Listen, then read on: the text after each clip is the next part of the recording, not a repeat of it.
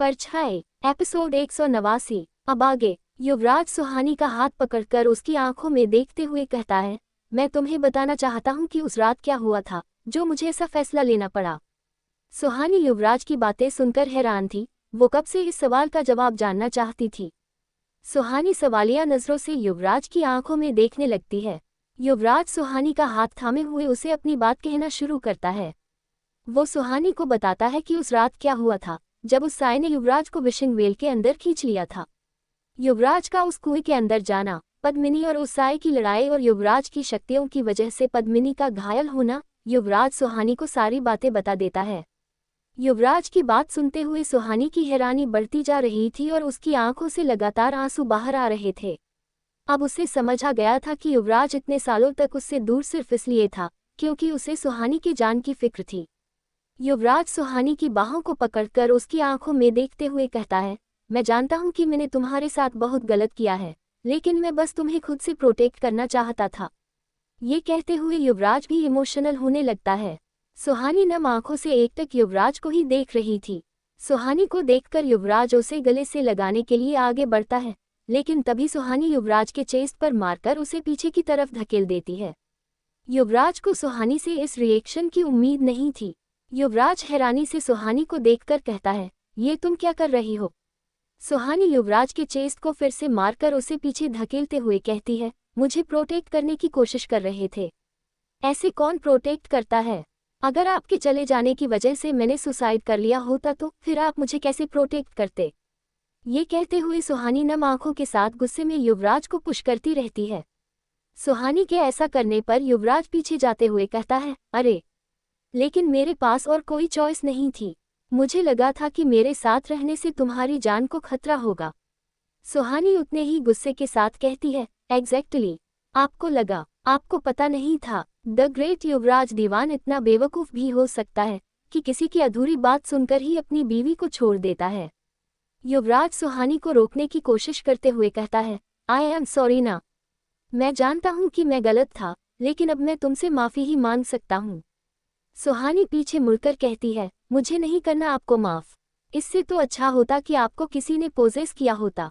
कम से कम मुझे इस बात की खुशी होती कि आपने ये सब अपने होशो हवाश में नहीं किया है। लेकिन नहीं, आपने ये सब जानबूझकर किया। युवराज फिर से सुहानी के सामने आकर कहता है, मैंने कहा ना कि मैंने ये सब तुम्हारी जान बचाने के लिए किया। सुहानी युवराज को माफ़ करने के मूड में बिल्कुल भी नहीं थी। वो गुस्से में आगे कुछ कहने ही वाली थी, तभी अचानक से वो अपनी जगह पर फ्रीज हो जाती है। कुछ ही पल पहले उसके चेहरे पर जो गुस्से के भाव थे, अब वो बिल्कुल गायब हो जाते हैं और सुहानी अब युवराज को एकटक देख रही थी। युवराज समझ जाता है कि सुहानी के साथ क्या हो रहा है। वो फौरन उसके पास जाता है और उसे अपने सीने से लगा लेता है। युवराज का चेहरा अब काफी परेशान लग रहा था और सुहानी के चेहरे पर अभी भी वही भाव थे। कुछ देर बाद सुहानी भी कसकर युवराज को पकड़ लेती है। अब उसके शांत चेहरे पर घबराहट साफ दिखाई दे रहा था। युवराज सुहानी की पीठ से हिलाते हुए कहता है, सुहानी डरो मत, सब ठीक है, मैं हूं ना यहाँ। कुछ देर तक युवराज को इसी तरह पकड़े रहने के बाद सुहानी उससे अलग हो जाती है। युवराज सुहानी के चेहरे पर अपना हाथ रखकर कहता है, क्या आज उसने फिर से किसी की जान ली। सुहानी घबराई हुई नजरों से युवराज को देखते हुए हाँ में अपना सर हिला देती है। युवराज का चेहरा अब और भी ज्यादा सीरियस हो जाता है। उसके मन में कई दिनों से यही सवाल चल रहा था कि आखिर सुहानी को कैसे पता चल जाता है कि वो साया शिकार करने वाला है और उसका शिकार सुहानी अपने सपनों में कैसे देख सकती है। युवराज सुहानी से बड़े प्यार से कहता है, सुहानी क्या तुम्हें थोड़ा भी अंदाजा है कि तुम्हारे और उसके बीच ऐसा क्या कनेक्शन है कि तुम ये सब देख पाती हो। सुहानी परेशान होकर ना में अपना सर हिलाते हुए कहती है, नहीं, मुझे कुछ भी नहीं पता। लेकिन बात सिर्फ इस साय की नहीं है, मैं पहले भी मृदुला को शिकार करते हुए देख पाती थी। युवराज कुछ सोचते हुए कहता है, क्या तुमने ये सब देखते हुए कुछ नोटिस किया है। आई मीन एनीथिंग, जो भी तुम बताना चाहो। सुहानी अभी अभी हुए उस इंसिडेंट की वजह से पहले ही परेशान थी। युवराज के सवाल के बारे में सोचते हुए वो और भी ज्यादा परेशान हो रही थी। सुहानी को इस तरह से परेशान देखकर युवराज फिर से उसे हक करते हुए कहता है, कोई बात नहीं, हम इस बारे में बाद में बात करेंगे। सुहानी युवराज के सीने से लगकर घबराते हुए कहती है, युवराज सर।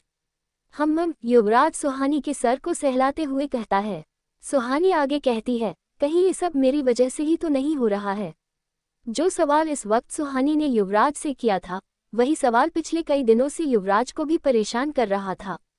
युवराज सुहानी को खुद से अलग करके उसे समझाते हुए कहता है, नहीं, इसमें तुम्हारी कोई गलती नहीं है, ज्यादा मत सोचो। ये कहकर युवराज सुहानी को अपनी गोद में उठा लेता है। युवराज के अचानक से ऐसा करने पर सुहानी हड़बड़ाकर कहती है, युवराज सर, आप ये क्या कर रहे हैं? युवराज बिना कुछ कहे सुहानी को बैग के पास ले जाकर उसमें लिटा देता है और उसे ब्लैंकेट से कवर करते हुए कहता है, अब सो जाओ, हम कल बात करेंगे। ये कहकर युवराज सुहानी के सर पर एक किस कर देता है और फिर अपनी साइड पर आकर लेट जाता है। सुहानी अपना चेहरा दूसरी तरफ कर लेती है। ये देखकर युवराज को लगता है कि सुहानी अभी भी उससे नाराज है। सुहानी उन विजुअल्स को याद करते हुए अपने मन में कहती है, उन सपनों में मुझे ऐसा क्यों लगता है कि वो शिकार वो साया नहीं बल्कि खुद मैं कर रही हूँ। यही सब सोचते हुए कुछ ही देर में सुहानी गहरी नींद में सो जाती है। इधर समायरा अपने रूम में ध्यान कर रही थी। ध्यान करते हुए उसका चेहरा बिल्कुल शांत था। तभी अचानक से उसकी आंखें खुल जाती है और वो फौरन अपनी जगह से उठकर इधर उधर देखने लगती है, लेकिन उसके आसपास कोई भी नहीं था। समायरा घर से बाहर निकलकर वहां भी किसी को ढूंढने लगती है, लेकिन उस घर के बाहर भी कोई नहीं था। तभी उसकी नज़र ऊपर जाती है। समायरा देखती है कि उसके ठीक ऊपर से सफ़ेद धुआं बड़ी तेज़ी से होकर गुजर जाता है। ये सब इतनी जल्दी हुआ था कि समायरा समझ नहीं पा रही थी कि जो अभी अभी उसने देखा वो सच था या उसका कोई भ्रम। समायरा ऊपर की तरफ देखते हुए खुद से कहती है, क्या कुछ देर पहले मुझे वो एहसास इसकी वजह से हुआ था? नहीं, इसकी ऊर्जा अलग है। मुझे एक पल के लिए ऐसा क्यों लगा जैसे यहाँ पद्मिनी आई थी। इतनी शक्तिशाली ऊर्जा और किसी की नहीं हो सकती। समायरा के ऊपर से जो सफ़ेद धुआं कुछ देर पहले गुजरा था, वो लाइट की स्पीड से जंगल के अंदर आ जाता है। वो धुआं बड़ी तेज़ी से पूरे जंगल में घूम रहा था और फिर वो एक जगह आकर रुक जाता है। अगले ही पल उस धुएं की जगह माया खड़ी थी। हमेशा से अलग आज वो बहुत ज़्यादा गुस्से में लग रही थी। वो गुस्से और बेचैनी के साथ जोर से चीखने लगती है। उसके चीखने की भयानक आवाज़ पूरे जंगल में गूंज रही थी। माया गुस्से से लंबी लंबी सांस लेते हुए कहती है, ऐसा कैसे हो सकता है?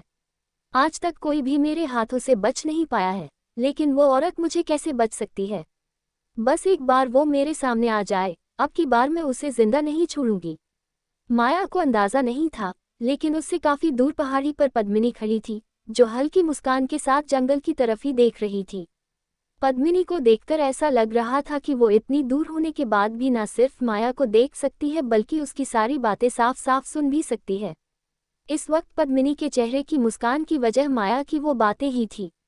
पद्मिनी जंगल की तरफ देखते हुए कहती है, मेरे पास तुम्हारे लिए वक्त नहीं है, तुम्हारे लिए ये बच्चे ही काफ़ी है। मुझे अब वो करना होगा जिसका मैं इतने वक्त से इंतज़ार कर रही थी। अब उसका अंत नज़दीक आ गया है। इधर राघव एक रूम में कुर्सी पर बैठे हुए सोया था। उसकी बॉडी कुर्सी से बंधी हुई थी और उसका सर हवा में लटका हुआ था। तभी राघव को एक जानी पहचानी सी आवाज़ सुनाई देती है, राघव सूर्यवंशी। ये आवाज़ सुनकर राघव की आंखें एकाएक खुल जाती है और वो फौरन अपना सर उठाकर सामने देखने लगता है। इस वक्त उस कमरे में अंधेरा था, वहां सिर्फ एक हल्की रोशनी की लाइट्स जल रही थी। राघव अपने सामने खड़े आदमी को देखकर डरने लगता है। वो आदमी राघव को देखते हुए आगे कहता है, क्या बात है? तुम्हारी हालात कुछ ठीक नहीं लग रही है। राघव डर से हकलाते हुए कहता है, तो तुम ये यहाँ इतने सालों बाद। राघव के सामने वही आदमी खड़ा था जो कुछ साल पहले उससे सुहानी को उसे सौंपने के लिए कह रहा था। वो आदमी अब गुस्से में कहता है, तुमने मुझे धोखा दिया। राघव अपनी सफाई देते हुए कहता है, ऐसा नहीं है, उस रात मेरा एक्सीडेंट हो गया था और शिवी को कोई मुझसे दूर ले गया था। मैं कई सालों बाद उससे मिला, लेकिन तब तुम मेरे सामने आए ही नहीं। राघव ये सब सिर्फ खुद को बचाने के लिए कह रहा था। वो कभी भी सुहानी को उस आदमी को सौंपने का इरादा नहीं रखता था। वो आदमी ऊंची आवाज में कहता है, झूठ, तुम झूठ बोल रहे हो। राघव अब बहुत ज्यादा डर गया था। वो पहले ही कुर्सी पर बंधा हुआ था, वो उस आदमी से दूर भाग भी नहीं सकता था। अब राघव के पास बचने का सिर्फ एक ही रास्ता था कि वो किसी भी तरह से अपने सामने खड़े आदमी को अपनी बातों से कन्विंस कर ले। राघव उस आदमी से कहता है, मैं अब जानता हूँ कि वो लड़की कहाँ है। अगर तुम चाहो तो मैं तुम्हें बता सकता हूँ कि वो तुम्हें कहाँ मिलेगी। जैसे ही राघव अपनी बात पूरी करता है, उसके चेहरे पर दर्द के भाव आने लगते हैं। राघव का चेहरा अब दर्द से लाल हो गया था। उसे देखकर ऐसा लग रहा था जैसे वो चाहकर भी चीख नहीं पा रहा हो। कुछ ही देर में राघव के गले के एक किनारे से खून बाहर आने लगता है। अब राघव की सांसें रुकने लगी थी। अगले ही पल वो कट आगे बढ़ते हुए उसकी गर्दन के दूसरे सिरे तक पहुंच जाता है। राघव की आंखें अब बाहर आ चुकी थी और उसके हाथ पैर छटपटा रहे थे।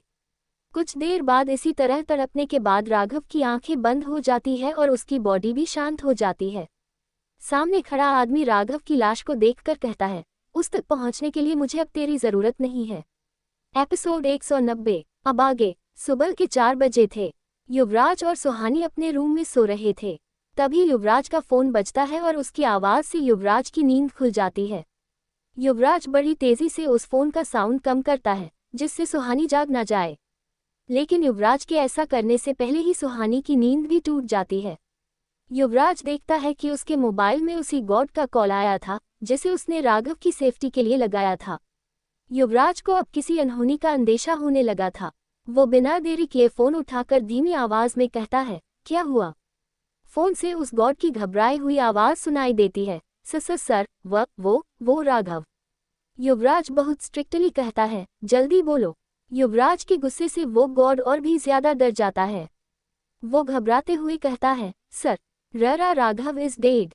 उस गॉड की बात सुनकर युवराज के एक्सप्रेशन और भी ज्यादा डार्क हो जाते हैं। लेकिन वहां सुहानी के होने की वजह से वो कुछ भी रिएक्ट नहीं करता। युवराज कोल्ड वॉइस में कहता है, मैं अभी आ रहा हूँ। ये कहकर वो फोन कट कर देता है। सुहानी अभी तक आधी नींद में युवराज की बातें सुन रही थी। लेकिन ये सुनकर कि युवराज इतनी सुबह कहीं जाने वाला है, वो फौरन उठकर बैठ जाती है और परेशान होकर कहती है, युवराज सर, क्या हुआ है? आप इस वक्त कहाँ जा रहे हैं? युवराज सुहानी की तरफ देखकर कहता है, हमारी एक फैक्ट्री में कुछ प्रॉब्लम हो गई है, मुझे वहां जाना होगा। सुहानी को युवराज की बात पर यकीन नहीं होता। वो युवराज पर शक करते हुए कहती है, आप फिर से मुझसे कुछ छुपा रहे हैं ना? सुहानी के इस सवाल पर युवराज को समझ नहीं आता कि वो क्या कहे। ये सच है कि युवराज सुहानी से हमेशा बहुत सी बातें छुपाता था, लेकिन इसके पीछे उसका इंटेंशन हमेशा से प्योर था। युवराज कहता है, कुछ जरूरी काम है, मैं वापस आकर बताऊंगा। ये कहकर युवराज अपनी कार कीज लेकर वहां से चला जाता है। सुहानी इस वक्त कुछ और कर भी नहीं सकती थी। वो कुछ देर तक दरवाजे को देखते हुए बैठी रहती है और फिर वापस से ब्लैंकेट ओढ़कर सो जाती है। कुछ देर बाद युवराज अपनी उसी अपार्टमेंट में राघव की लाश के सामने खड़ा था। युवराज के पीछे उसके कुछ गार्ड्स खड़े थे जो डर से कांप रहे थे। युवराज की नज़र राघव की गर्दन पर जाती है। वो राघव के गर्दन की उस चोट को देखते हुए गुस्से से कहता है, ये किसने किया? पीछे खड़ा उसका गॉड घबराते हुए कहता है, सर, हम नहीं जानते, हम हर वक्त इस रूम के बाहर थे। इस रूम के अंदर कोई भी नहीं आया था। ये कैसे हुआ हम खुद भी समझ नहीं पा रहे हैं। युवराज उन गार्ड से आगे कुछ नहीं कहता। बेशक वो सभी बहुत काबिल थे, लेकिन युवराज अच्छे से समझ रहा था कि वो सब सिर्फ इंसानों के साथ डील कर सकते थे, लेकिन राघव पर हमला किसी इंसान ने नहीं किया था। युवराज राघव की बॉडी को अच्छी तरह से देखकर वहां जाने लगता है।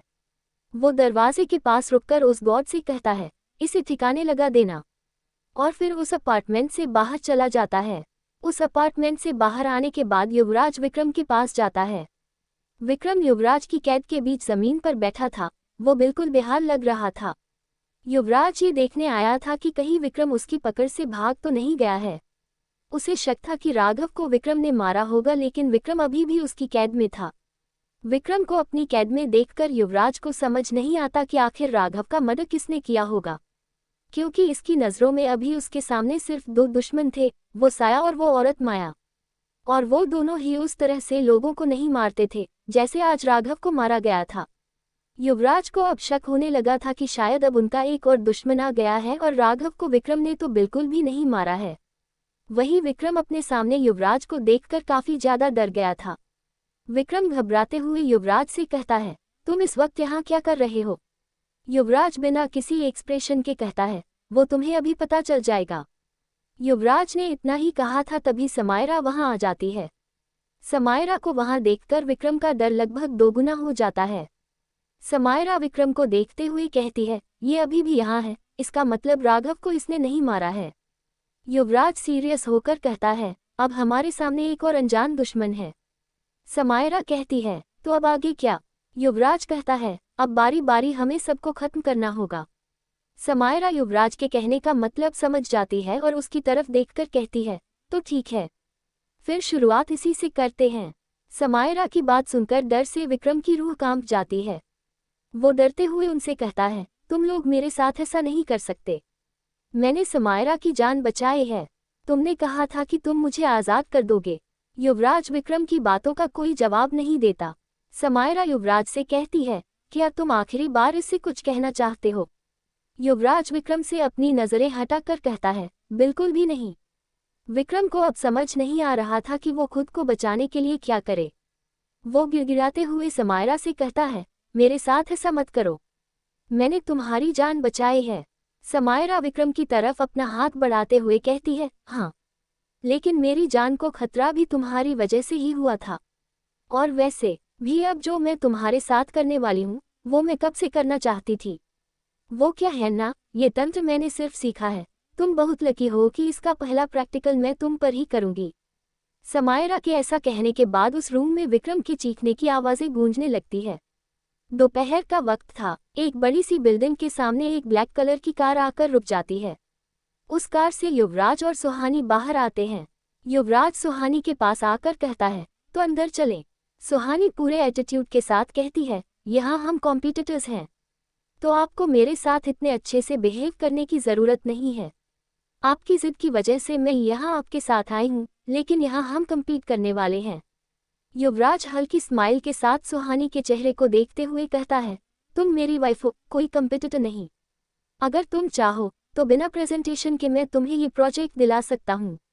सुहानी गुस्से से युवराज को घूरते हुए कहती है, मुझे फ्री में कुछ भी नहीं चाहिए। अगर मैं इसके लायक हूँ तो ये मुझे मिल जाएगी, और अगर नहीं हूँ तो मुझे ये चाहिए भी नहीं। युवराज उसी स्माइल के साथ कहता है, फिर तो ये प्रोजेक्ट तुम्हारे हाथों से गया। मेरे होते हुए ये और किसी को मिल ही नहीं सकता। ये कहते हुए युवराज सुहानी के करीब आने लगता है। सुहानी अपने एक हाथ से युवराज के चेस्ट को पुश करते हुए कहती है, वो कुछ ही देर में पता चल जाएगा कि वो प्रोजेक्ट किसका होगा। सुहानी युवराज की हरकतों से अब इरिटेट हो रही थी और युवराज को ये देखकर मजा आ रहा था। वो सुहानी को छेड़ते हुए कहता है, एक बार फिर से सोच लो। युवराज दीवान की वाइफ होने के बहुत से फायदे हैं। मुझे नहीं लगता कि कोई भी लड़की इतनी अच्छी अपॉर्चुनिटी मिस करना चाहेगी। सुहानी चिढ़कर युवराज से कुछ कहने ही वाली होती है, तभी उसकी नज़र युवराज के पीछे जाती है। युवराज के पीछे खड़े शख्स को देखकर सुहानी के चेहरे का गुस्सा हैरानी में बदल जाता है और हैरानी से उसकी आंखें लगभग बाहर ही आ जाती है। सुहानी के इस बदले एक्सप्रेशन को देखकर युवराज भी पीछे मुड़ता है। वहां विक्रम खड़ा था, जो गुस्से से युवराज को घूर रहा था। युवराज उसे देखकर कुछ भी रिएक्ट नहीं करता। सुहानी को विक्रम को वहां देखकर अब डर लग रहा था। उसे समझ नहीं आ रहा था कि विक्रम युवराज की कैद से आज़ाद कैसे हो गया। वो डरकर युवराज के और पास आ जाती है। विक्रम गुस्से से युवराज को घूरते हुए कहता है, युवराज दीवान, तुम फिर से मेरे सामने आ गए। युवराज भी उसकी आंखों में देखते हुए कहता है, हाँ, क्या करें, हमारा प्रोफेशन ही कुछ ऐसा है कि हमारा बार बार सामना हो ही जाता है। विक्रम उसी गुस्से के साथ कहता है, तुम खुद को बहुत स्मार्ट समझते हो ना? युवराज कहता है, no, I am the smartest. ये कहकर युवराज सुहानी की कमर पकड़कर उसके अपने करीब लाते हुए कहता है, by the way, meet my wife Suhani. Suhani अब हैरानी से युवराज को देख रही थी। उसे समझ नहीं आ रहा था कि वो विक्रम से साथ ऐसा बिहेव क्यों कर रहा है। विक्रम एक नज़र सुहानी की तरफ देखकर युवराज से कहता है, जो तुमने मेरे साथ किया है ना, उसकी तुम्हें बहुत बड़ी कीमत चुकानी होगा। मैं तुम्हें इतनी आसानी से नहीं छोड़ूंगा। युवराज बेपरवाह होकर कहता है, वो सब हम बाद में देख लेंगे, लेकिन अभी तुम थोड़ा प्रिपेयर हो जाओ। कुछ ही देर में तुम फिर से मुझसे हारने वाले हो। युवराज के ऐसा कहने पर सुहानी उसकी तरफ देखते हुए अपने मन में कहती है, कितना ईगो है इनके अंदर, पता नहीं खुद को क्या समझते हैं। युवराज सुहानी के कान के पास आकर धीरे से कहता है, तुम्हारा हस्बैंड। सुहानी हैरानी से मन में कहती है, इन्होंने फिर से मेरे थॉट्स पढ़ लिए। इससे पहले युवराज सुहानी से कुछ कह पाता विक्रम गुस्से से अपने दांत पीसते हुए कहता है, तुम्हारा ये घमंड ही एक दिन तुम्हें लेकर डूबेगा।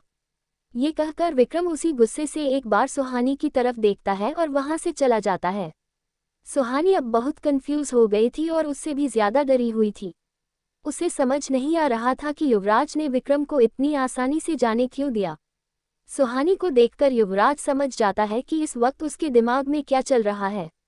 युवराज सुहानी पर अपनी पकड़ मजबूत हुए कहता है, अगर तुम्हें डर लग रहा है तो तुम मुझे हक कर सकती हो, मैं बुरा नहीं मानूंगा। सुहानी चिढ़कर युवराज से अलग होकर कहती है, आप ये क्या बकवास कर रहे हैं।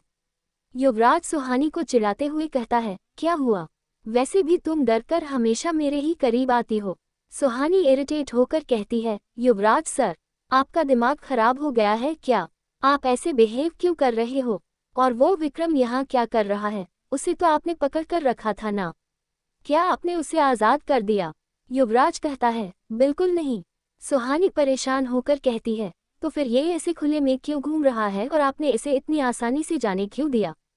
युवराज सुहानी की आंखों में देखकर कहता है, और ये सब मैं तुम्हें क्यों बताऊं। सुहानी कहती है, क्योंकि मुझे जानना है, प्लीज मुझे बताए कि यहाँ ये सब क्या हो रहा है। युवराज सुहानी के पास आकर कहता है, और इसके बदले मुझे क्या मिलेगा। सुहानी कंफ्यूज होकर कहती है, आपको क्या चाहिए। युवराज अपना चेहरा सुहानी के पास ले जाकर कहता है, ज्यादा कुछ नहीं, बस एक किस। सुहानी अपने आसपास देखते हुए कहती है, युवराज सर, आप ये क्या कर रहे हो। सुहानी की बात सुनकर युवराज पीछे हटकर कहता है, ठीक है, अगर तुम सच नहीं जानना चाहती तो मैं चलता हूँ, फिर पूरी लाइफ इसी कंफ्यूजन के साथ अपने सवाल के जवाब ढूंढती रहना। सुहानी परेशान होकर सवालिया नजरों से युवराज को ही देखने लगती है। उसे जानना था कि विक्रम इस तरह से आज़ाद होकर क्यों घूम रहा है और युवराज उसे ऐसा क्यों करने दे रहा है। सुहानी युवराज से रिक्वेस्ट करते हुए कहती है, प्लीज मुझे बताए ना, यहाँ क्या हो रहा है। युवराज अपना चेहरा सुहानी के पास लाकर कहता है, पहले मेरी फीस दो, उसके बाद इन्फॉर्मेशन मिलेगी, वरना भूल जाओ। सुहानी अपना मुंह बनाकर युवराज को ही देख रही थी। युवराज अपनी घड़ी देखकर कहता है, थोड़े ही टाइम में कॉन्फ्रेंस शुरू होने वाला है। युवराज के कहने पर सुहानी अपने आसपास देखती है। वो धीरे धीरे युवराज के पास जाकर उसके गाल पर एक किस कर देती है और बड़ी तेजी से पीछे हट जाती है। सुहानी के ऐसा करने पर युवराज के चेहरे पर स्माइल आ जाती है। सुहानी अब और हक के साथ कहती है, अब मुझे जल्दी बताइए कि बात क्या है। युवराज सुहानी का हाथ पकड़कर बिल्डिंग के अंदर जाने लगता है। आगे बढ़ते हुए युवराज सुहानी से कहता है, जो कुछ देर पहले यहाँ हमसे मिला था वो सच में विक्रम राठौर है। सुहानी कंफ्यूज होकर कहती है, क्या। युवराज कहता है, तुम्हें याद है समायरा ने क्या कहा था, एक तांत्रिक जिसे रक्षा ने मार दिया था, मरने से पहले उसने सिद्धार्थ को मारकर उसका शरीर उससे छीन लिया था, लेकिन जब सिद्धार्थ ने तुम्हें किडनैप किया तो मैंने उस आत्मा को सिद्धार्थ के शरीर से अलग कर दिया था। पिछली बार उसने सिद्धार्थ को मारकर उसके शरीर पर कब्जा किया था, लेकिन इस बार उसने विक्रम के साथ ऐसा नहीं किया। शरीर न होने की वजह से वो विक्रम को मार नहीं पाया था और विक्रम के जिंदा होते हुए ही उसने विक्रम के शरीर को अपने वश में कर लिया था। इसीलिए उस रात मैंने ना विक्रम को मारा था और न ही उसे उन अघोरियों को दिया था। सुहानी कुछ सोचते हुए कहती है, तो फिर क्या आपने। युवराज सुहानी की बात बीच में ही काटते हुए कहता है, मैं ऐसा नहीं कर सकता, ये समायरा ने किया। समायरा ने विक्रम के शरीर से उस आत्मा को अलग कर दिया है और विक्रम अब आज़ाद है। सुहानी कहती है, लेकिन उस आत्मा ने तो कब से विक्रम के शरीर को अपने कब्जे में किया हुआ था, तो आज़ाद होने पर उसे कुछ शक नहीं हुआ। युवराज जवाब देते हुए कहता है, समायरा ने उसे हिप्नोटाइज कर दिया है, उसे सिर्फ उतनी ही बातें याद है जितना हम चाहते थे। और कोई सवाल मिसेस दीवान। ये कहकर युवराज सुहानी की नाक पकड़कर उसका चेहरा हिलाने लगता है। सुहानी अपने नाक को सहलाते हुए कहती है, अगर उस विक्रम को वो सारी बातें याद नहीं है तो वो आपसे इतना गुस्सा क्यों है। युवराज थोड़ा सीरियस होकर कहता है, क्योंकि उसके डैड की तरह उसे भी लगता है कि उसके भाई सिद्धार्थ की मौत की वजह मैं हूँ। सारी बातें समझकर सुहानी के चेहरे पर एक बड़ी सी स्माइल आ जाती है। वो खुश होकर कहती है, अब मुझे सब कुछ समझ आ गया। युवराज सामने देखकर कहता है, लगता है मैंने तुम्हें कुछ ज्यादा ही अच्छे से समझा दिया, मुझे एक और किस मिलनी चाहिए। युवराज की बातें सुनकर सुहानी उसे घूर कर देखती है और बिना कुछ कहे कॉन्फ्रेंस रूम के अंदर चली जाती है।